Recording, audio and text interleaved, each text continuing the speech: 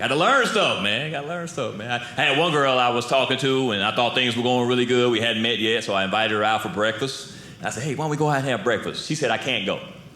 I'm like, I thought everything was going good. Why can't you go? She said, I can't go do breakfast because I'm intermittent fasting. And I'm like, intermittent fasting? I was like, hey, baby, I don't care what kind of gloves or mittens you wear. I don't even wear that. I was like, intermittent. I don't even know if they had intermittents. I was like, I thought mittens were always outer. I'm like, intermittents? You talking about pockets? You talking about...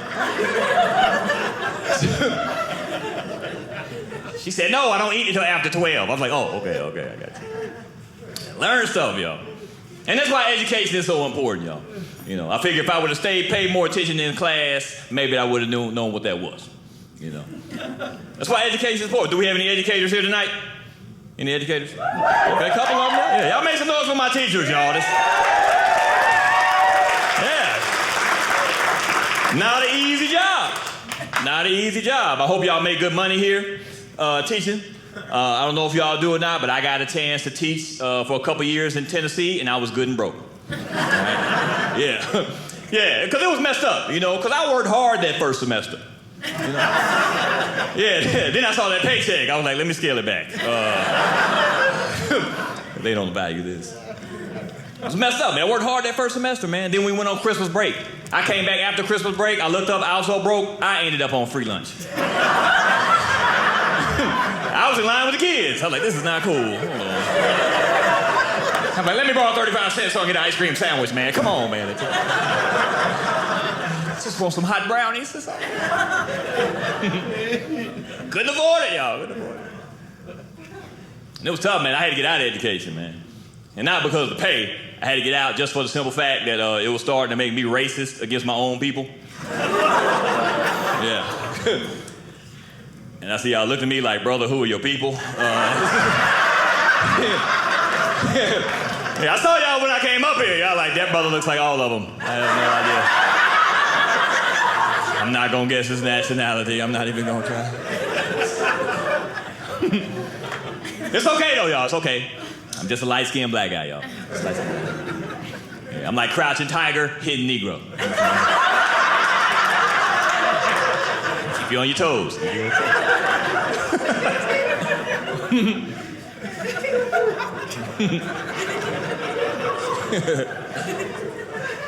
And it made it tough looking like this working around young people.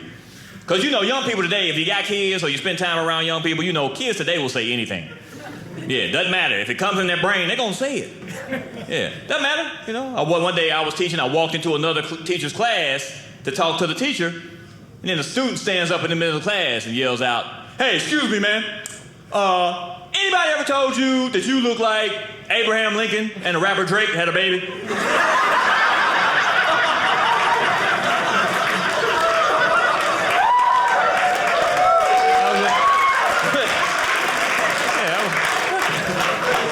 He's like, hey, pass me that $5 bill, baby. Let me see. That's him. Yeah, that's him. Yeah, he's like, you look like Abraham Lincoln, man. I don't know if anybody told you.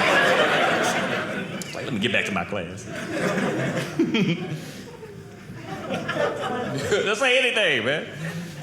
I tell you what's great. It's like then, after that, like before I did that, I got to work as a substitute teacher. Yeah, and when you work as a sub, you already know. Yeah, so she said, oh no. Because a regular teacher, you can call mom and dad, you can get people in trouble. Substitute doesn't have anybody's phone number. They can't call home. They can't get a kid straight, And I'm gonna tell you, because when you're subbing, you don't know how your day's gonna go. Some days you have a good day. Some days the kids come in, they sit down, they're quiet, somebody learns something. It's a miracle. But other days, you just lose control of the class. Nothing you can really do. Sometimes the kids get to running around the classroom, they get to throwing paper balls, stabbing each other in the neck with pencils. Nothing you can do. You don't know them, they really don't know you. But I'm here to tell y'all tonight, it is nothing worse in the world to make you feel like less of a man than when that little old woman teacher from across the hall has to come get your class straight for you. Because your class got so loud, the whole school is like, what is going on down there? Yeah, then they send that veteran teacher down there. They send Miss Jiggers on down there to your classroom. Yeah, they yell out, send Miss Jiggers down to room 103. She comes in there, she'll kick your door in like Batman. She runs down the hallway. Boom! What is going on in here? Everybody sit down and shut up. Cut the lights off. Everybody put your head on the desk. Now you all know you don't act like this when the real teacher's here. I'm like, you just gonna say that with me standing right here, man? I'm like, I'm trying to be the real teacher, you know? And this lady, she didn't care. She just kept talking. She was like, all right, now listen up. All right, now this fella right here, he's a grown man. Yes, he is. He is 6'2", all right? I'm looking at him, all right? So you all need to treat him with some respect and not the ignorant fool y'all are making him out to be. I was like, hold on. I was like, can you not call me an ignorant fool in front of the class, ma'am? She turned around, she said, Drake Braham, was I talking to you? I said, no, ma'am. I turned around, I put my head back on the desk with the kids. I'm like, we're gonna play some heads up, 7 up. I'm still in control of that.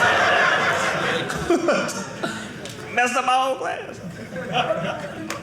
And like, if you think about it, like, subbing is just a bad idea. You know, that's like one of the worst ideas we come up with as a society, you know. Because if y'all think about it, no other profession allows this, you know. Yeah. Like, no other profession allows a substitute to come in, you know. Like, none of you have gone to the hospital and end up seeing a substitute nurse. Or, yeah, get your TV repaired by the substitute cable man. It doesn't happen. Because they know you got to be trained to do this type of work, you know. And I was like, I know you wouldn't allow it. You know, I wouldn't allow it, you know. I got bad luck, you know. Like, you wouldn't want to do that, you know. Like, I guarantee everybody in here would be really upset if you were going to court getting ready for your trial and somebody stopped you at the front steps and they were like, hey, excuse me, is your name Todd Smith? Okay, cool, man. My name is Sherman Johnson. I'm going to be your substitute lawyer for today. Yeah, nice to meet you, man. I've been looking at your file, and I think I'm going to try to plead you down to life. You'd be like, life? I got traffic tickets. Hold on. You're like, what's my real name? Yeah, so you wouldn't allow it, you know. Like I said, like, I got bad luck. I would mess around and get the lazy substitute lawyer. I get the lawyer who doesn't take the job serious. Walks up into the courtroom after hanging out late last night. Comes in, extra late, out of breath. Runs into the courtroom. Hey, everybody. Hey, man, I really apologize for being late. But since I've been here, I've been looking around, and apparently my lawyer forgot to leave me his lawyer plans for today. Yeah, man, so I don't know, man. If it pleases the court, I would like to show a movie.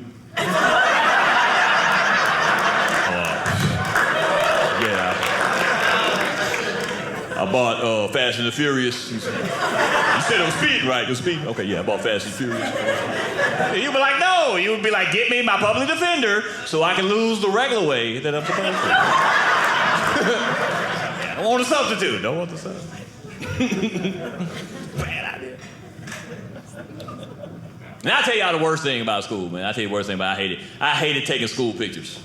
Because my pictures would always come out messed up. Any of you guys ever taken a bad license photo? Bad portrait? Yeah, we've all done it, you know. We're human, you know. The thing about it was, one day I watched the kids take their pictures and I realized why the pictures came out so messed up.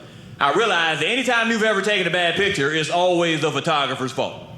You know? It is, you know. Because we know how to take pictures, right? We get ready to take our picture, we know exactly what to do. We come in, we got our pose together, we're ready.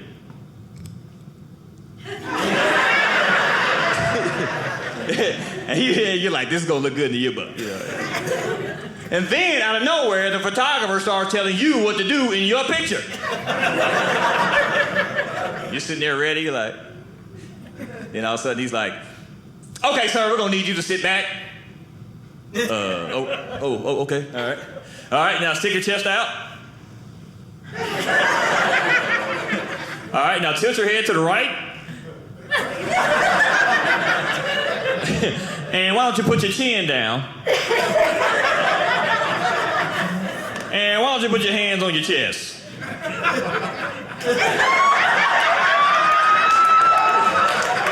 the time I missed that picture, you look like you're in a straitjacket. You're like, okay, sir, thank you. Thank you, sir. Like, you're very good at what you do. Let me get that package, F. Yeah, see, some of y'all laughing. Some of y'all got that package F before, didn't you? Yeah. That's like the last package on the list. It's like a 13 by 2. You can't even frame it.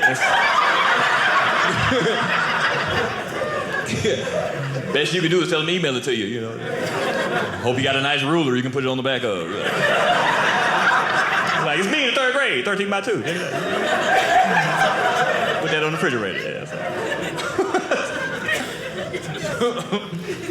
that's all my pictures, man.